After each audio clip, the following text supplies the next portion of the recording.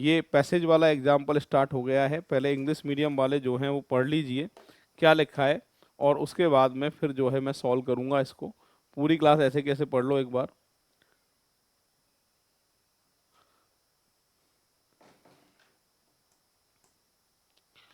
परिच्छेद में कह रहा है कि जब शिक्षा की बात हो तो निजीकरण कोई रामबाण दवा नहीं है। शिक्षा की बात हो रही है।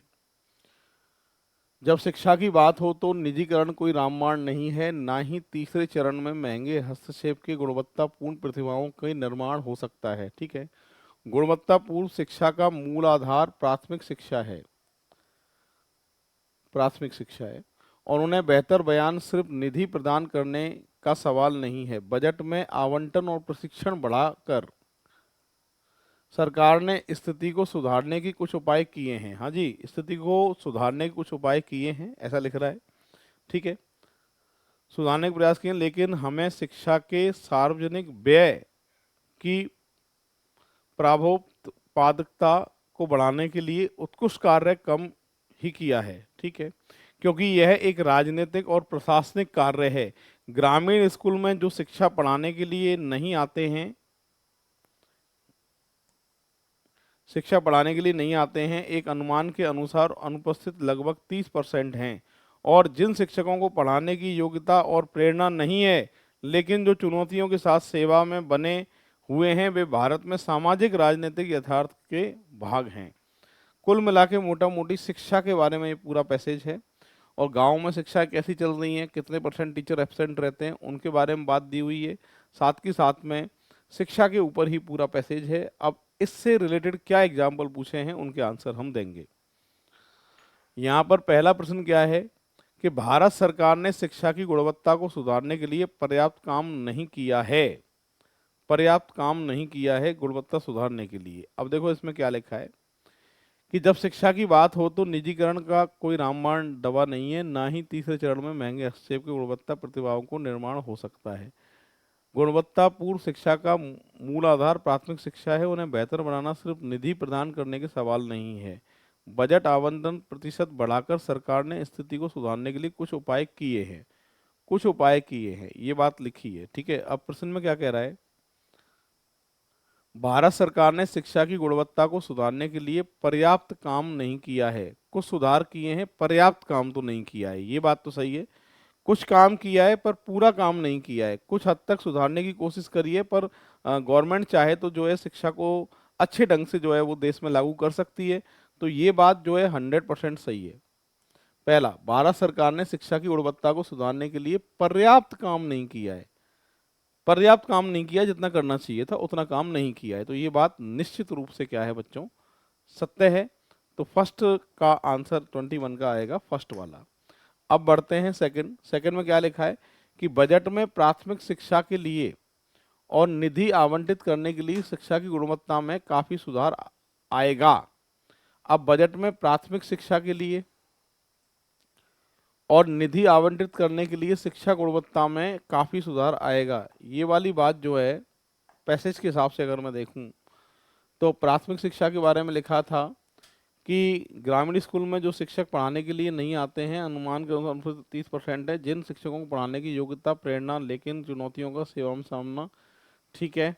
और प्राथमिक शिक्षा की अगर बात करें, इसमें प्राथमिक शिक्षा की बात अपने सामने लिखी थी, ये रहा, यहाँ से लिखा है। तो क्या लिखा है, ना ही तीसरे चरण में महंगे हस्तक्षेप से गुणवत्ता की प्रतिभाओं का निर्माण हो सका है। गुणवत्तापूर्ण शिक्षा का मूल आधार प्राथमिक शिक्षा है। अब यहाँ पर काम तो नहीं हो पाया है, यानी पहला जो क्वेश्चन था वो तो सही था अपना, पर इस बार जो पूछा गया है वो कह रहा है बजट में प्राथमिक शिक्षा के लिए और निधि आवंटित करने के लिए शिक्षा की गुणवत्ता में काफी सुधार आएगा।